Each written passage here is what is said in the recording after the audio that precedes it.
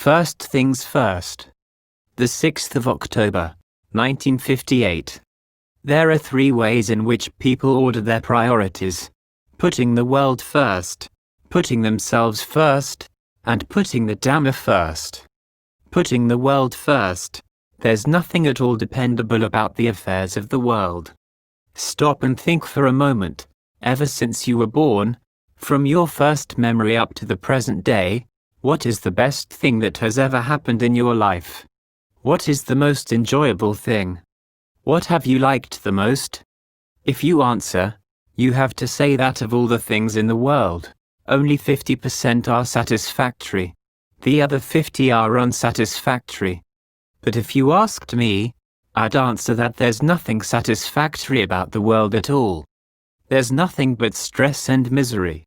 You get friends and they take advantage of you.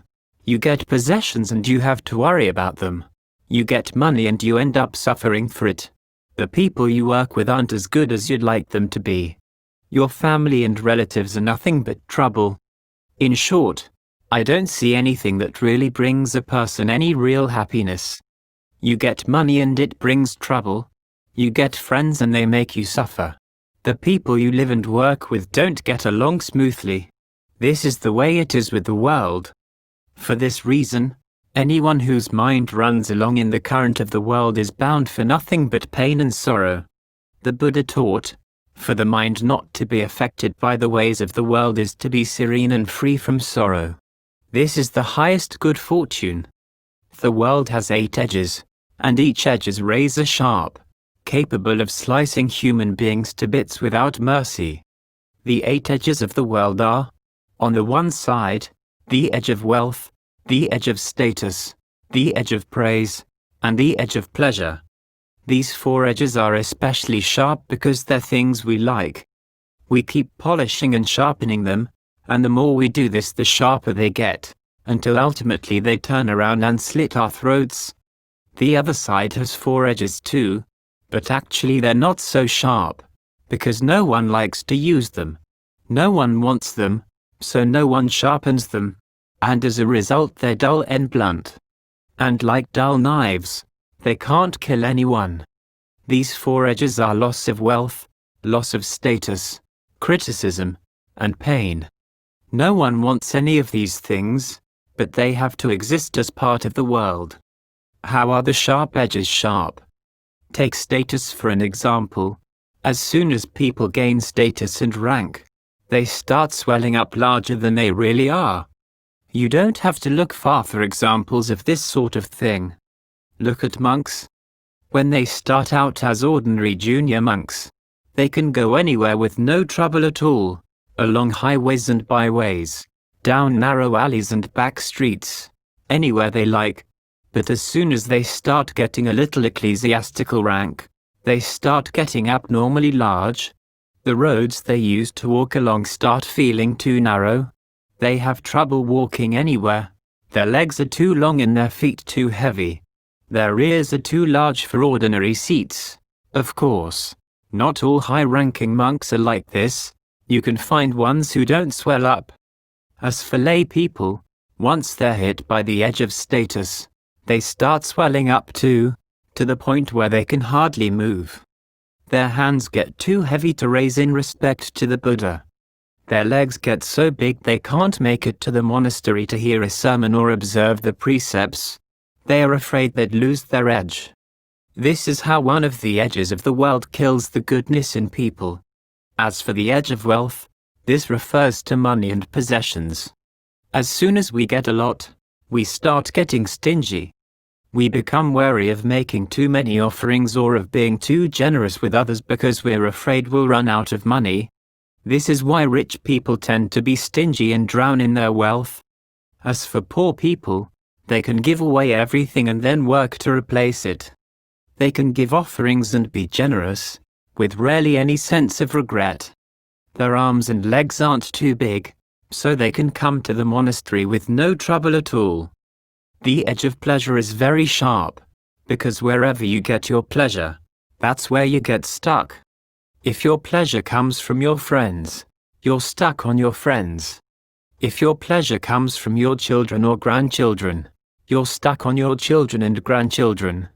If your pleasure comes from eating, sleeping or going out at night, then that's where you're stuck. You're not willing to trade in your pleasure for the sake of inner worth because you're afraid of letting your pleasure fall from your grasp. You can't observe the 5 or 8 precepts because they make you force and deny yourself.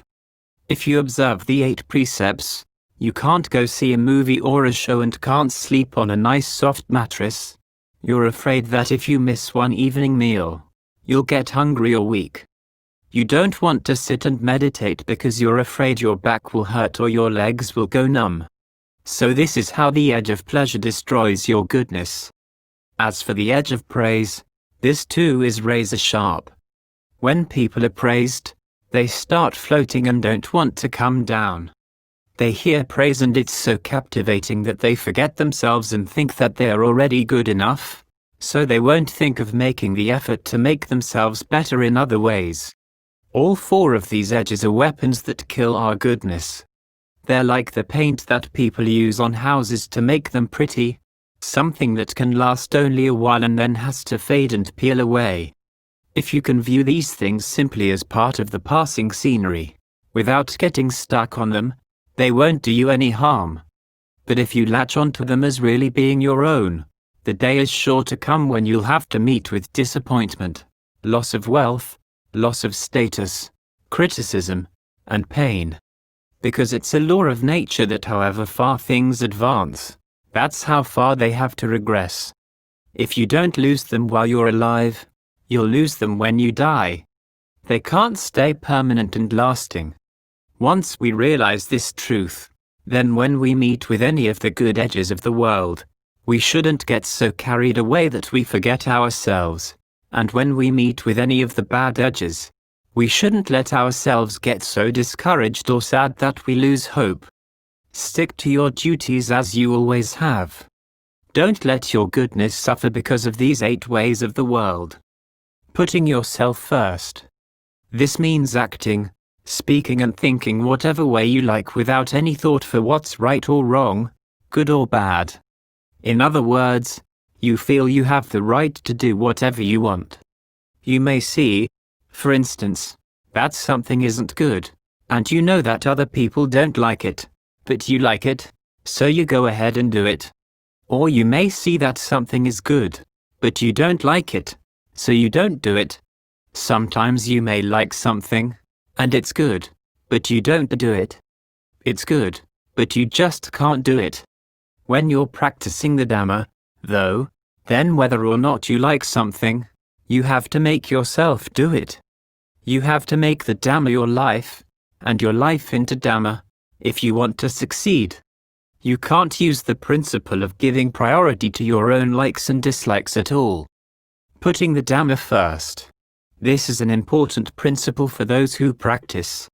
The duties of every Buddhist are 1. To develop a virtue by observing the precepts, 2. To center the mind in concentration, and 3. To use discernment to investigate the truth without giving rein to defilement. The basic level of virtue is to prevent our words and deeds from being bad or evil. This means observing the 5 precepts, not killing any living beings, not stealing, not engaging in illicit sex, not lying, and not taking intoxicants. These are the precepts that wash away the gross stains on our conduct. They're the precepts that turn us from common animals into human beings and prevent us from falling into states of deprivation and woe. The intermediate level of virtue turns human beings into celestial beings. This refers to restraint of the senses, keeping watch over the way we react to our senses of sight, hearing, smell, taste, feeling, and ideation, so that they don't give rise to bad mental states. This can turn human beings into celestial beings, but even then we haven't escaped from death and rebirth, because when celestial beings run out of merit, they have to come back and be reborn as human beings again. They still have to keep swimming around in the cycle of rebirth. Those who can gain release from all forms of evil, however, won't have to be reborn as animals, human beings, or celestial beings ever again. This refers to people who practice concentration and can abandon all evil in their hearts by developing the stages of absorption, jhana, and discernment until they reach the level of non-returning.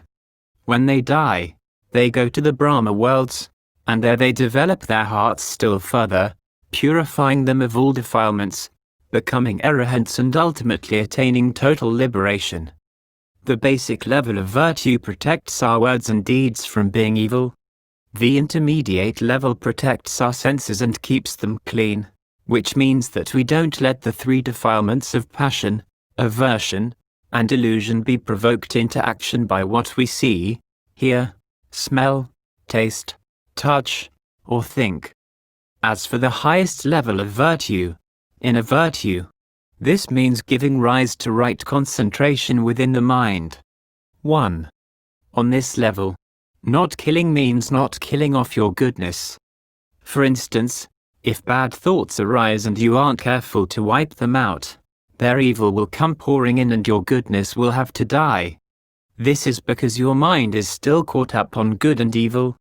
Sometimes you use good to kill evil, sometimes you use evil to kill good. This is called killing yourself. 2. Stealing on this level refers to the way the mind likes to take the good and bad points of other people to think about. This sort of mind is a thief, because we've never once asked other people whether they're possessive of their good and bad points, or are willing to share them with us. For the most part, what we take is their old dried up garbage.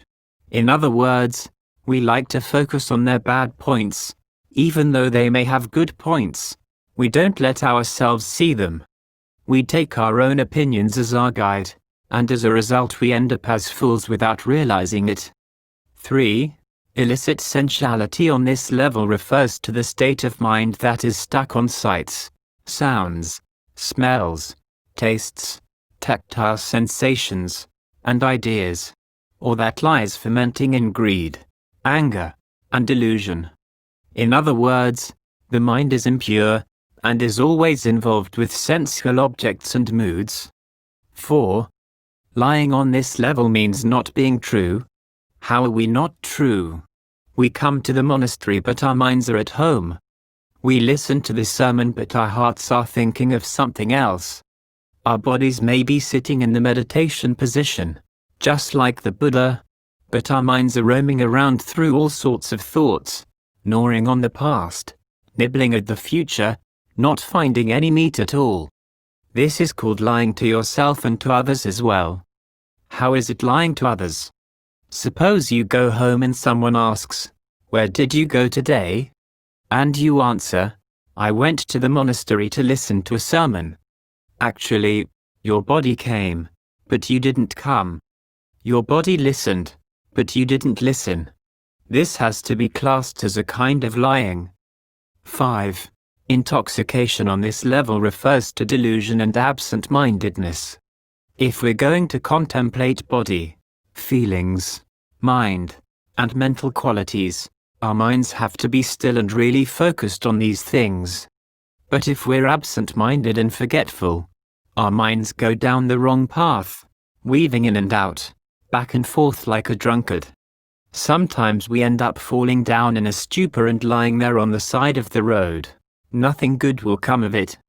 Those who are careful to keep their minds firmly centered in concentration and to keep the 5 precepts on this level pure and whole, though, are said to be developing the highest perfection of virtue, showing respect for the Dhamma above and beyond the world, above and beyond themselves. This is called putting the Dhamma first in a way befitting those who practice it. This is what it means to be a true Buddhist, in a way that will eventually lead us to release from all suffering and stress.